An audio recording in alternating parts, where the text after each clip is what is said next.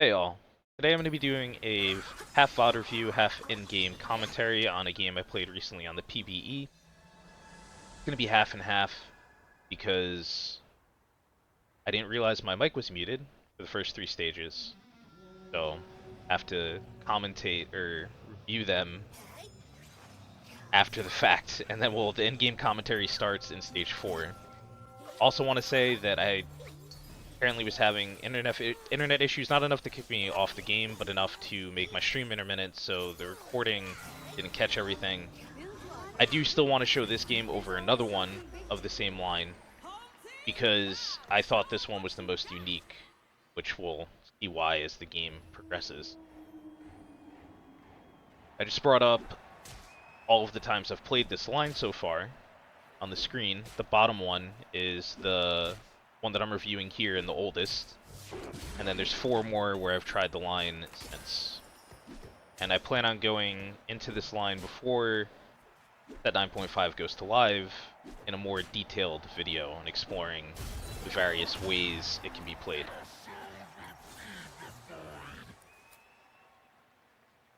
So jumping into this, here I'm just going to be playing my pair. I want to put whatever in that I'm trying to keep. I'm thinking that if this is a gold opener, I need to make 10 as quickly as possible. And if I'm not making 10, then I'd probably want to sell 3 and buy out the shop. Between the 2 that are there would have been Sona. But I end up being able to make 10, so make 10. Would have done it a little faster and bought 2 ones, but it's fine. It transitioned pretty quickly. Here I see 2 Jinx and the Irelia 2. So I want to play to a potential win streak opener. So I do want to take the strongest options for that. I don't buy the Irelia until I get, in case I get even more gold, then I want to make 20. It's also why I didn't 2-star, so I probably should have put a 1 cost in alongside. Then I hold the Jinx pair, because that Jinx early, if I hit the 2-star, is going to be a pretty big power spike.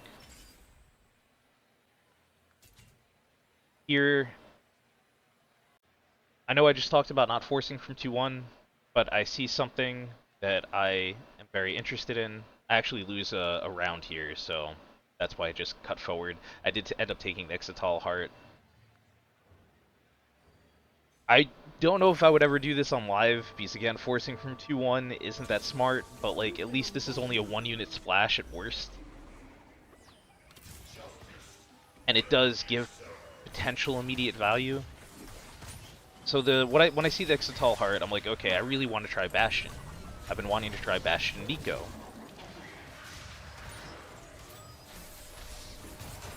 And if I have Ixatal Heart, I don't have to run an enabler for Ixatal, because I don't think Qiyana or Milio are all too good scaling into the late game. So like, unless you have a heart, or unless you have a way to enable it outside of them, you can't play a full game of Ixatal, in my opinion.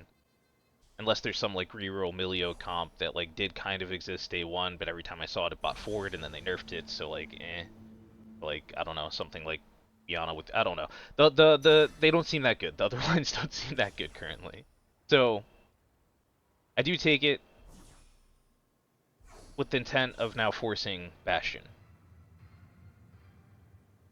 I end up hitting the 2-star Jinx. I 2-star a lot of my board.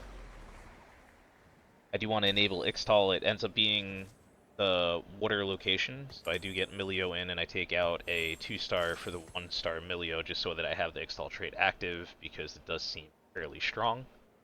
What water does is, I don't know if it's called water or ice.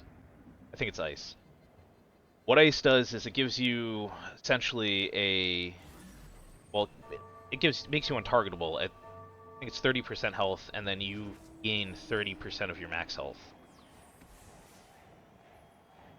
So, looking at it, concept of you have a main tank, there are probably going to be a lot of instances where it's not that good, unless you have good secondary tanks, or like chaff essentially, to throw away while the main tank loses aggro, and then it can regain aggro with more health.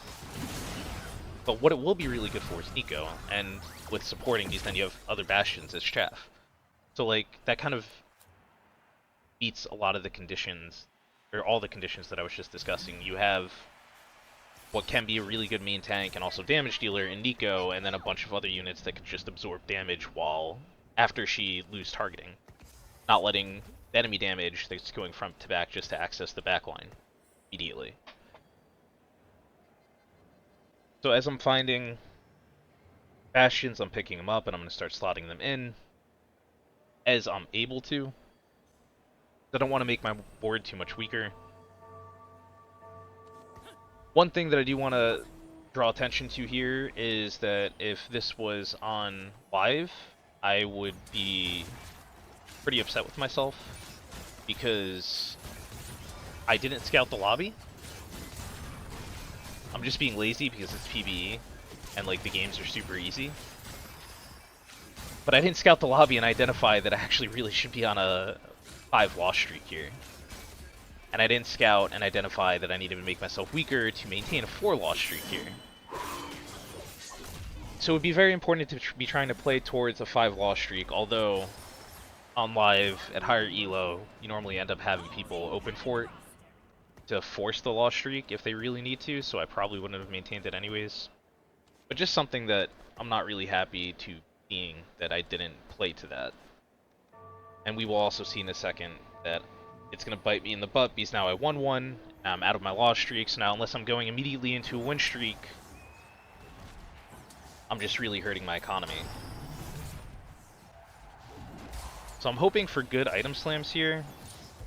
The thing is, this comp really wants flat AP, because you want flat AP for Neeko shield. Like, Neeko can get crit, and her spell will do more, you know, with crit. But a lot of her scaling is also in her shield, which doesn't scale with crit. And then Silco, same concept. A lot of his scaling is in his heal, which doesn't scale with crit.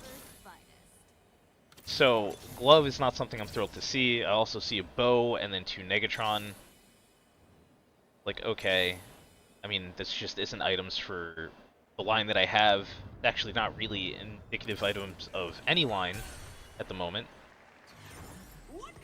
Which, I mean, that's kind of getting into a issue that I have with the game since it came out, which I plan on going into in another video, where it's just like, I think the item system really, it doesn't function well. But whatever, we're playing with what we have, and if I was playing this game properly, there's a chance I could be on a 6-lose streak here. And then it doesn't even matter that I have bad items, aside from the fact that maybe they actually could have saved me some life by like killing a few more units. Like, for example, here I'm against AP, so like maybe I try to slam a Negatron, or both Negatrons, just like as the individual components on units to get a little MR, and then end up killing those 2 low health units and then save a little bit of life.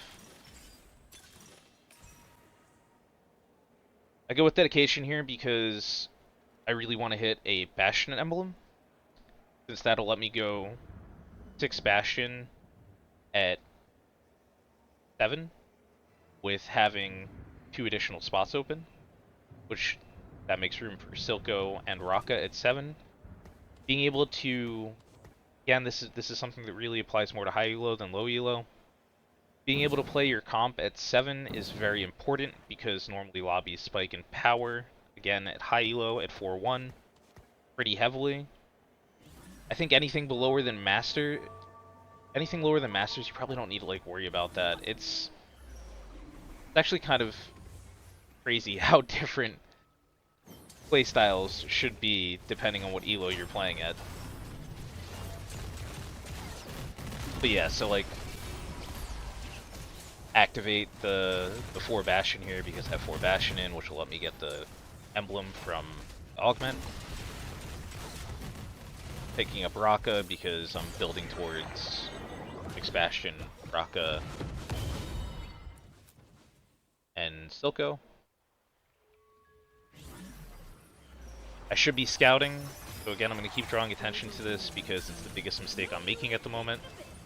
I should be regularly scouting to figure out how I need to position, what I need to itemize, etc. Like anything I could do to make sure I stay on a lose streak and maintain as much life as possible while doing so.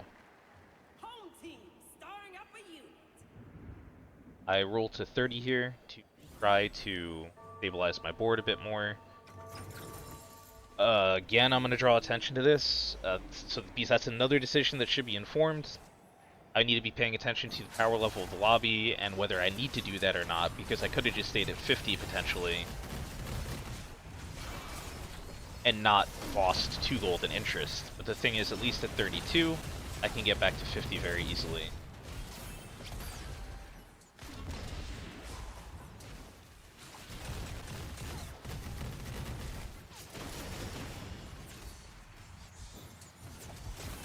So we see that rolling down does end up helping me here, or might end up helping me here if I can now switch into a win streak.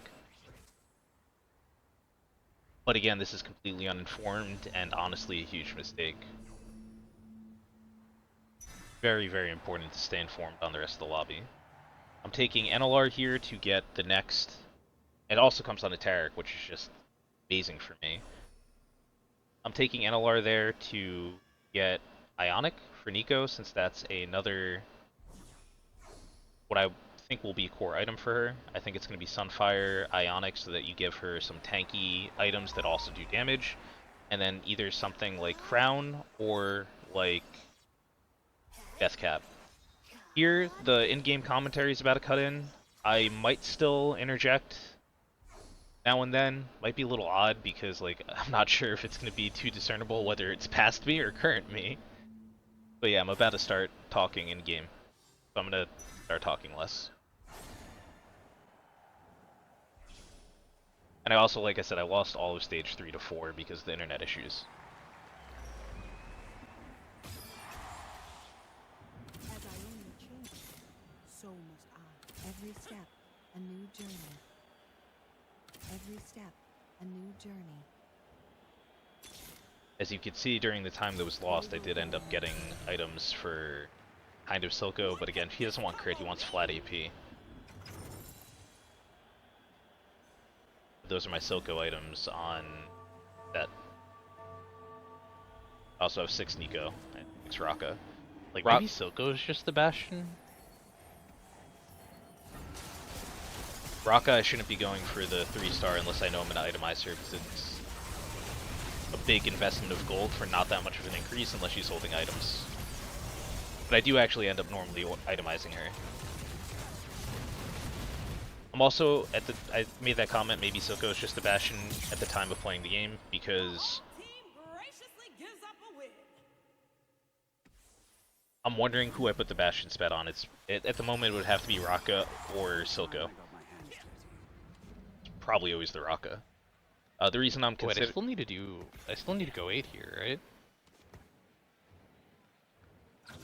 Oh, no. This just becomes a Bastion when I hit.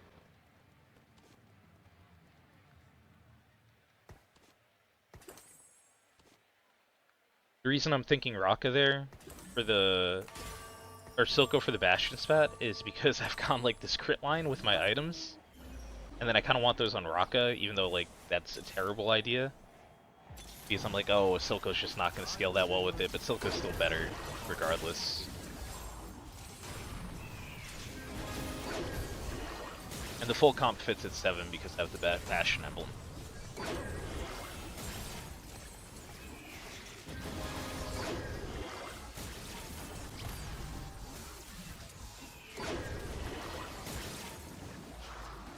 Also, you can see that I won the first few rounds. I won a lot of, actually, stage 3 and 4. What?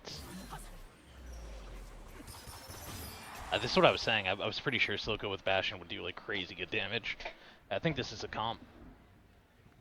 This is for sure comp. It's gonna be like kind of like a cancerous comp, but it's definitely a comp. Maybe even like 4 Bastion it works with. No, actually, in retrospect, I have no idea why I said it was going to be a cancerous comp. And then like this becomes a Zon, essentially.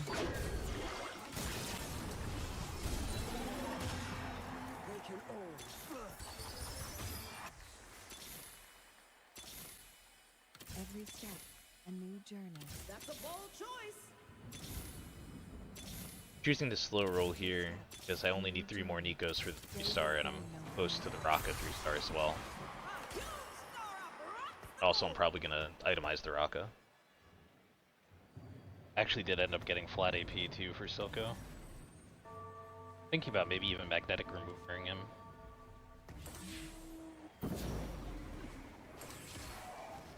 I would have magnetic remover there if I had finished that line of thought.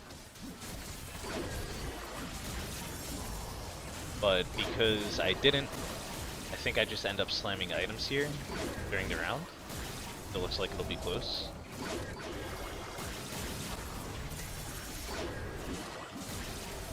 I don't, but I really should have. I think I'm a little stuck on what itemization I want to go. Yeah, at the time I was a little stuck on how I want to itemize. I don't know. Yeah, I don't even know. That wasn't it either. Not really where you want your thoughts to be. You want to be focused on the game, not thinking about. But that's I also didn't put in 7 Bastion or 6 Bastion. It's like small side note. That's actually why it's better to play fewer comps at lower elos, so that you have more brain power freed up to focus on the game itself rather than what you're doing with your lines.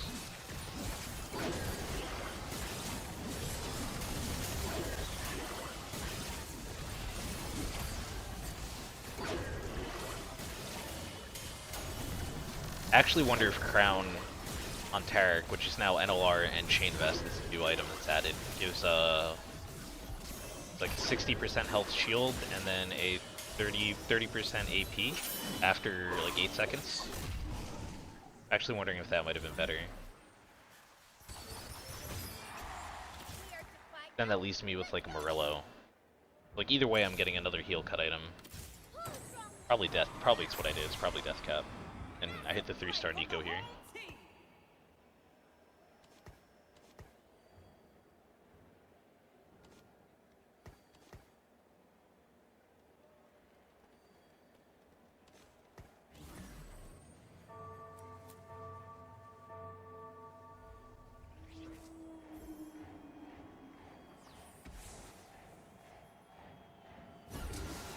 Should have checked what my Zon mod is.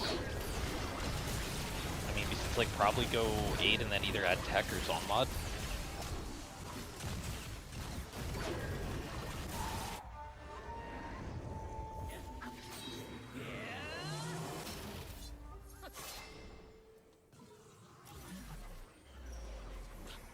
Jeez. Go does do good damage at 3-star, especially with the death cap. Eric item, which we don't really have here. Gargoyle, I guess. I mean, the thing is, he's 6 Bastion. Like, he has so many resistances already. And yeah, ideally here it's health, but like the item selection just isn't that great. Yeah, so like this is like, yeah, I don't think he cares about Zon mods too much. Could be good tech to have if there's chip damage. But I do think those cases should come out for just the tech piece. Like running an Echo, where that could be like a Scion or a Heimer or Gangplank or something. Just to get what will normally be only 30% AP on Silco, it's not that good.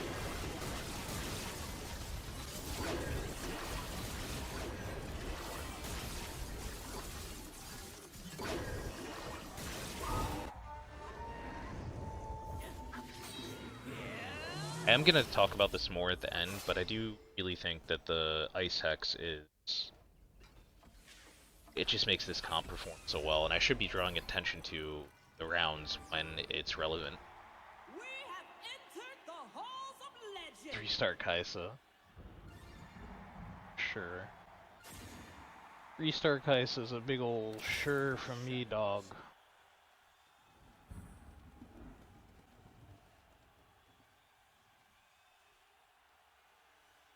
another 30% AP or like CC immunity. Another draft from the home team.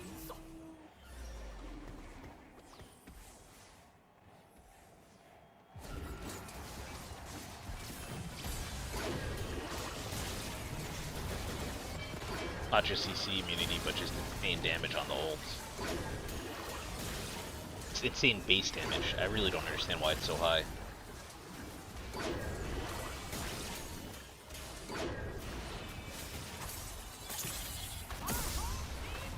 I think I noticed it in a Yeah, little like bit. he didn't even do anything here.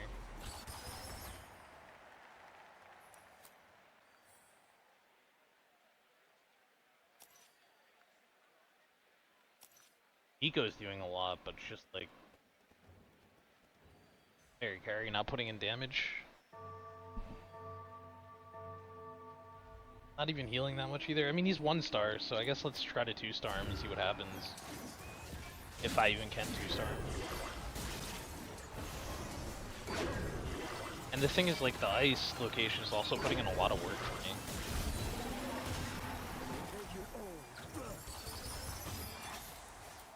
About time I got my hands dirty. Folks, this is a massive play.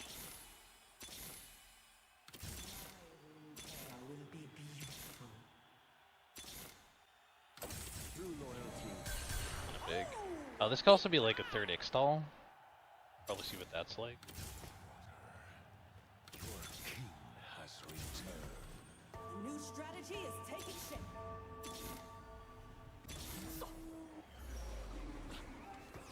So here I had the option to either go 9 or roll. I'm missing Silco, I'm missing Shen. So it's probably not the best idea to invest a huge amount of money to go 9 when my board's not even capped for 8. Since 9 is such a big investment. You see the Gangplank bug that was on live at the time there. I don't think it really does anything. I think like on rare occasions I saw ships crash and do damage that shouldn't. But yeah, for the most part they just like run across the screen. They don't actually do anything. It's just like a visual bug. I think the concept here would be to utilize Archangels. But the thing is, it takes, what, 10 seconds to even get to death cap values? I mean, because like the concept with Bastion of Helios is use Rageblade for the scaling, so you'd use Archangels for scaling here on Silco.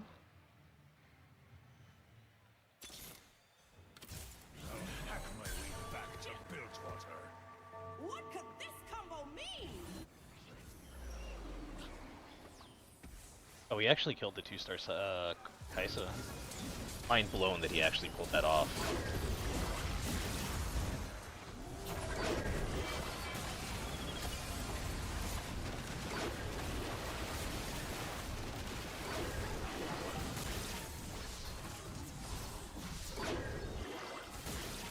Here with 2-star Silco, we actually see that he's still not doing anything.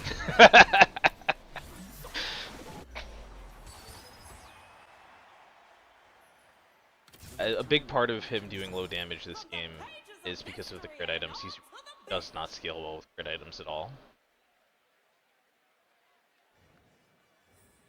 And that Neeko and Probably just Gangplank like do full back, because I want them to group up even more. I just want everything grouped around this.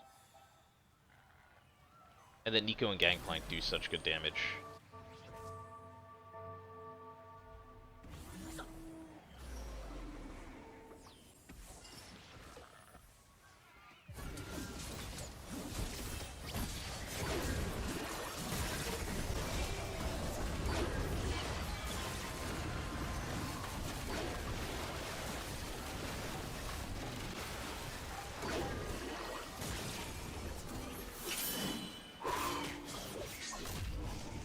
$8,346 just from Gangplank, not even itemized. Gloves, probably? This is about where I'm gonna notice the scaling on Gangplank for the first time. I'm like, how is that even Deathcap possible? probably would have been okay too for Gangplank. What's his scaling like?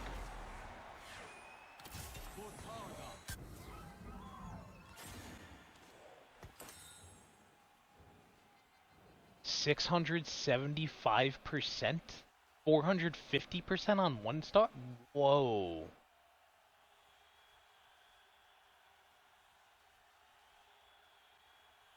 Okay. Alright, buddy. Probably roll for the Tarek here, but like I was just shook. Hear my name. Home team picking up a key unit. I was very, very shook by that scaling.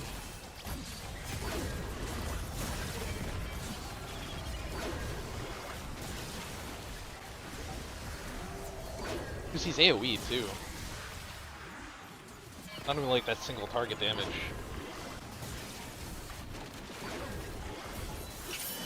Imagine that with the potential to crit too, it just like one-shots everything.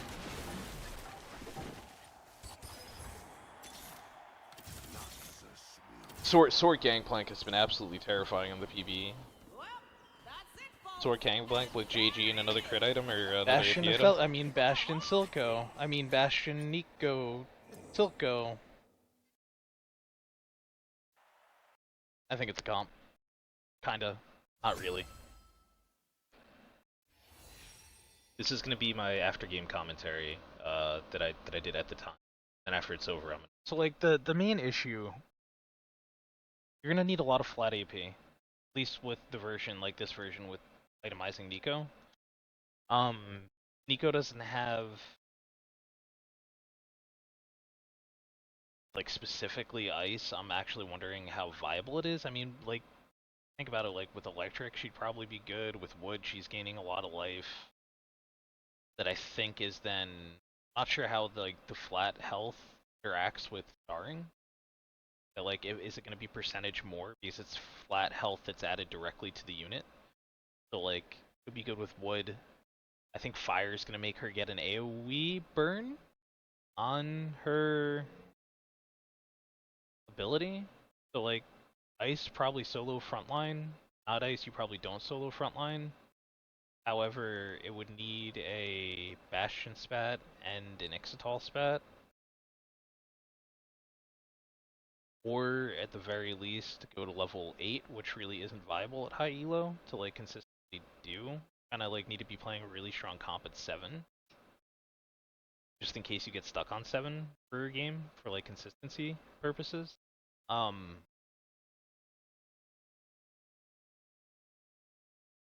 Like if it's 6 Bastion Silco, then you don't even get Ixatal active. Ixatal does seem very relevant. 3-star Neeko seems very relevant. And I don't know if I said it, but the biggest issue that I would see here beyond the itemization issue, needing so many NLRs, probably going to be anything with mobility. And the fact that since I think 6 Bastion was nerfed a reasonable amount too, it's just like how much better is 6 than 4 even? Like yeah, you have 2 more Bastions also getting those stats. If you have a spat, you don't even have to run a 1 cost in the final build. Because Neeko exists now.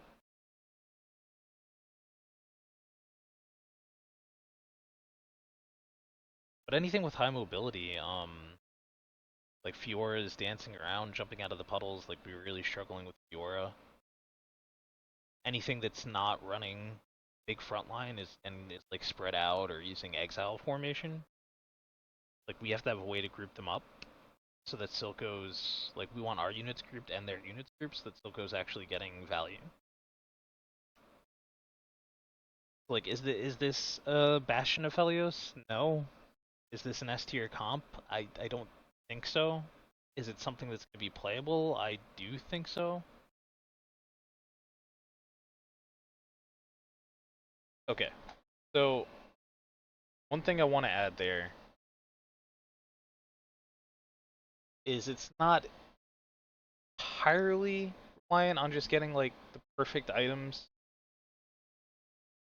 but it is pretty reliant on it to get higher than I think 3rd, maybe even 4th. Because I have found, I just brought up the other, like all the games I've played with the line so far. I have found that it does seem to be falling off against other completed comps getting to top 2, top 4. Like, you'll see that I have 2 seconds there. I forget what those were against. I know one of them was against like a super high roll.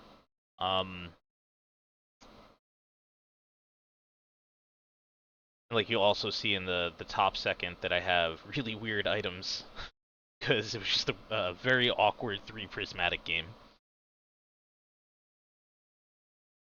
I think having played it more now, it is a comp that is still worth exploring. I don't know where exactly it'll fall on the tier list, whether it be, I want to say B or A, maybe S. There's just like I said at the end here, and like I said earlier, there's some major issues with it because Kaisa, Fiora, anything with mobility, Rogue, if that ever got popular, which I really hope it doesn't. Anything with mobility or way to circumvent the front line, Karma then as well, Ari, because if you can circumvent the front line, you can just pick the Silco. If you can't fit in like a tech piece, like a Gangplank, then it's just Silco, Neeko, and then Silco is actually your main source of damage unless Neeko's 3-starred and itemized.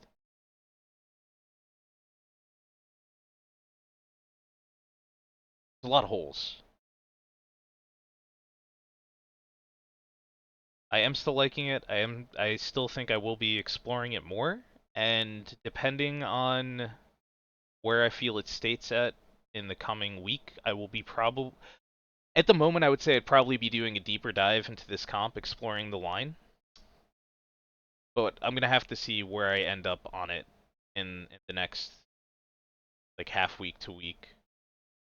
Because obviously I can't do a deep dive into everything. I'll be doing a general video as well on like general impressions and like all of the potential comps that I think I found or found from watching other people. But like doing a deep dive is a lot, and I'm gonna be selective about which comps I do it on. And right now I'm definitely doing one on Vanquisher because unless they nerf it into the ground, like that so far seems to be by far the strongest line in the game. Anyways, I hope you enjoyed this. If you did, please remember to like, comment, and subscribe. It really helps me a lot. I will be refining this process and releasing a lot more content moving forward. You can find my Twitch link and my Discord link in the description of the video. Hope you enjoyed. Have a great day.